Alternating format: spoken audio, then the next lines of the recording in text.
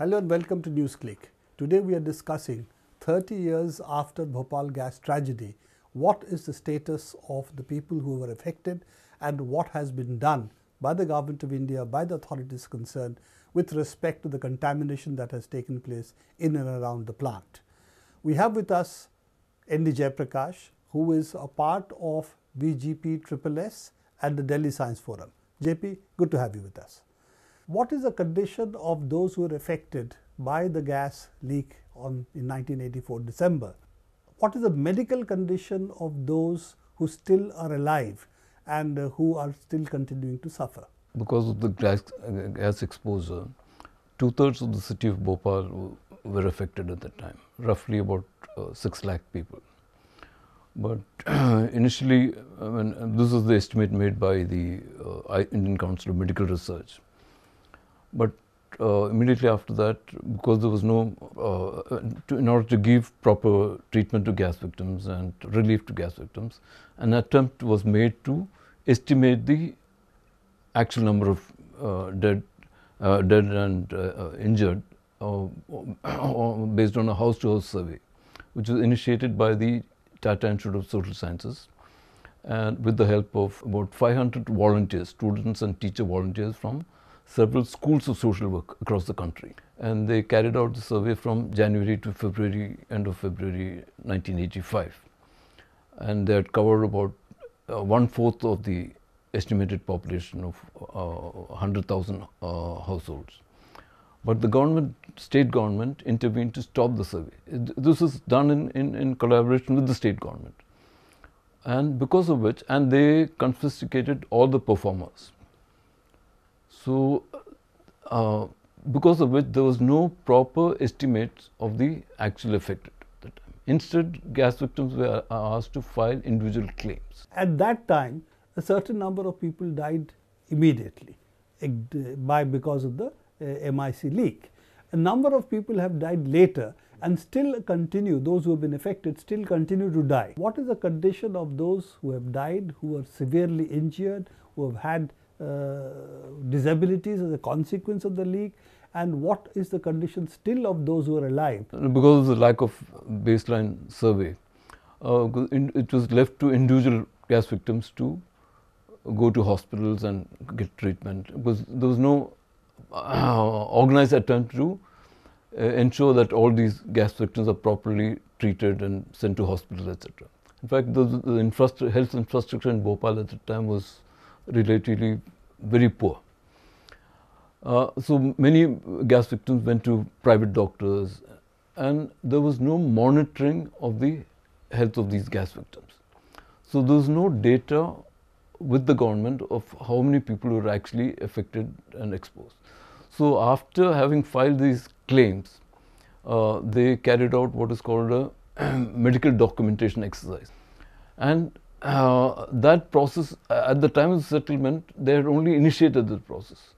So even to come to the conclusion that only 3,000 people had died and 1,02,000 were affected, injured, there was actually no basis. And after the settlement, it was said that only 1,05,000 people were affected. And majority of the victims were denied even treatment because they were considered unaffected.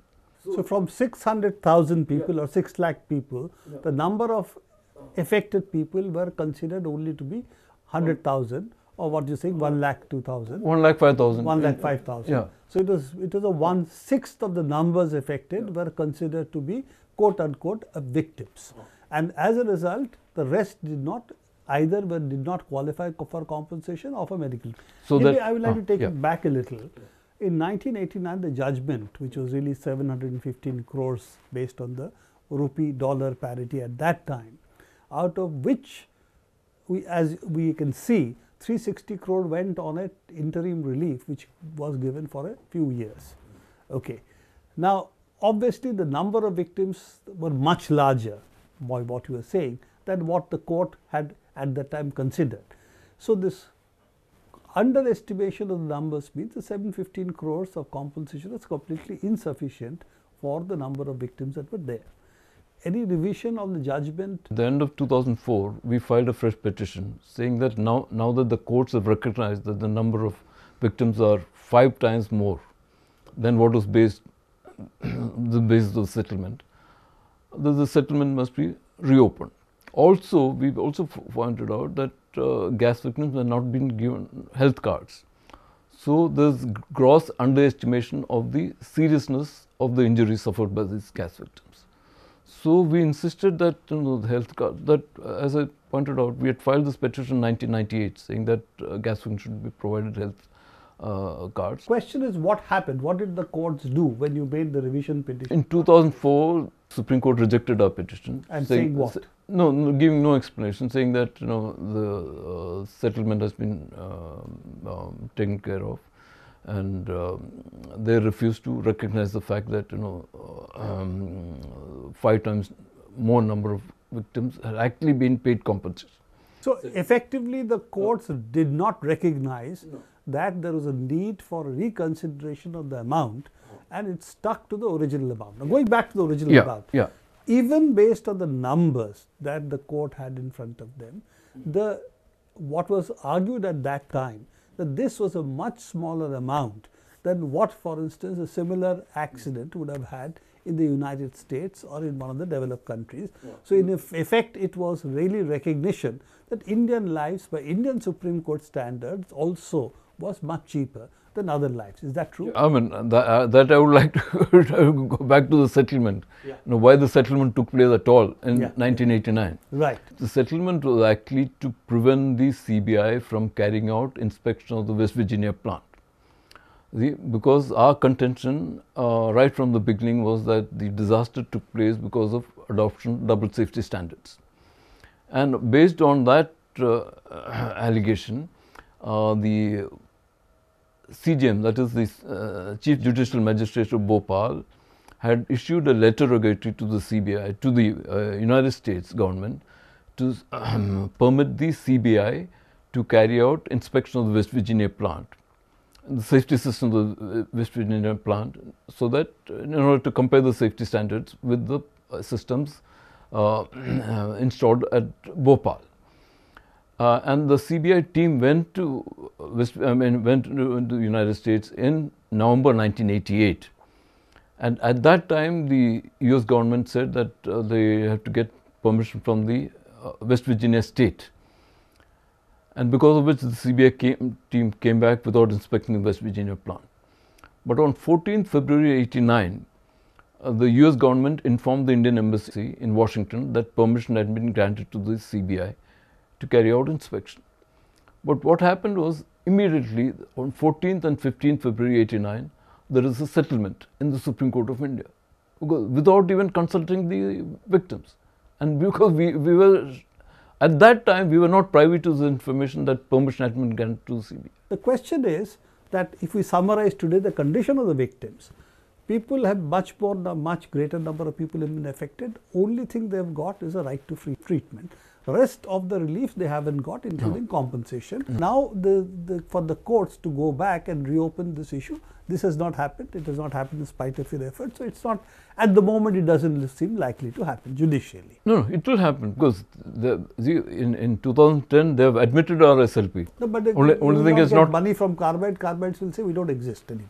No. So it will essentially come on the government. No, we are saying our standards that the government of India must pay up and claim it from Dow Chemicals, which is bought of Union Carbide. I agree. But if they refuse, they must go to the International Court of Justice. I know, but looking at the way the government of India has dealt with it, looking at the way that deals seem to be struck with the Indian government and the United States and the company involved, our ability to reopen this at international level would mean first the courts have to accept this, the courts have to take steps. It's already 30 years. And then you have to go to United States and then seek money from Dow Chemicals. Looks like the bulk of the, at least injuries, claims, etc. will fall on the government of India as of now. Yeah, of course. So one thing which has not been noted by the people as a consequence of the Bhopal gas disaster, that Indian governments, both the state and the central government, have borne a disproportionate part of the costs that we have incurred in terms of treating the people. partly because the Supreme Court judgment was faulty, and partly because the government of India had not done its homework at that time. Even on the compensation, now the government has had to admit that the number of, as far as magnitude is concerned, it is 5,73,000 plus as victims. The difference is on the number of dead and seriously injured. Now the question is, are these 5,63,000 they have admitted, are they going to be paid compensation, and out of whose funds will they be compensation is what you need to answer. Yeah, the government has borne the bulk of the expenditure for the victims, compensation and in providing rehabilitation and health services. The whole lot of infrastructure which is built is all with the Union of India which is paid up. That's the cost that the Union of India has incurred. But there are also a whole lot of victims who had injuries who have not been recognized till date, and compensation has yet not been paid. That compensation was paid from what was provided to 1,05,000 was divided among 5 lakhs. A whole number of people who received some compensation but denied adequate compensation because the numbers have increased well beyond. Another question that comes up is that in and around Bhopal, there was a lot of contamination because of this MIC leak and other things leaking out of the plant. So what is the status of contamination in around the plant and also inside the plant? See, the Bhopal plant was set up in 1969. At that time, they were importing MIC for manufacturing various pesticides. 69 onwards, they have been dumping a lot of toxic waste in and around the plant. So the contamination, basic contamination, actually took place before the disaster. In what is called a solar evaporation pond, just outside the plant, they were dumping a lot of toxic waste, and within the plant, they were digging trenches and burying toxic waste. So, NERI has estimated that 1.1 million metric tons of contaminated soil alone is there in and around the plant. Apart from that, there's groundwater which is contaminated. And within the plant itself, there's about 345 tons of contaminated material which is stored there. And now there is an attempt to incinerate that part of that stuff at Pithampur. And now they say that they have upgraded the facility in Pithampur, but which is just close to a village, which is just 250 meters from a village. So 30 years after the incident, there's 1.1 million tons of contaminated soil. There is groundwater which has been polluted due to toxic nature of the substances. And they have not even estimated them. And even today, 30 years after the accident, there is 345 tons of hazardous waste which remains to be disposed of. Which is lying within the plant. Which is lying within the plant. And only now we are talking of disposing of the 345 tons of hazardous waste, and we have not taken any step regarding remediation for the soil. Yeah. The question again is that what is to be done is one part of the problem. Other part of the problem is this was never part of the original judicial settlement. So these issues were completely outside it. So any attempt to raise this issue in Supreme Court asking for... in fact, the security petition that the Government of India has filed, cleanup is also part of that proposal. So that petition still is lying with the Supreme Court? Yeah, it's just lying with last 4 years. Yeah. Last 4 years it has not moved on that. See, we are going to file a caveat against taking up the security petition at this stage until and unless the Government of India ensures that the gas victims are provided health booklets with record of their complete medical history.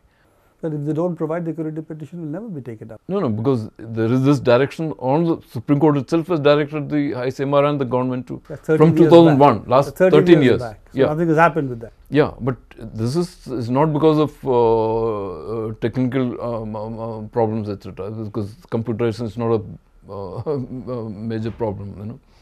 It is the unwillingness on the part of the state government and the ICMR to do this. Thank you very much, JP. It's been good having you with us. We'll continue to discuss what after 30 years is happening in Bhopal. Thank you so much. you.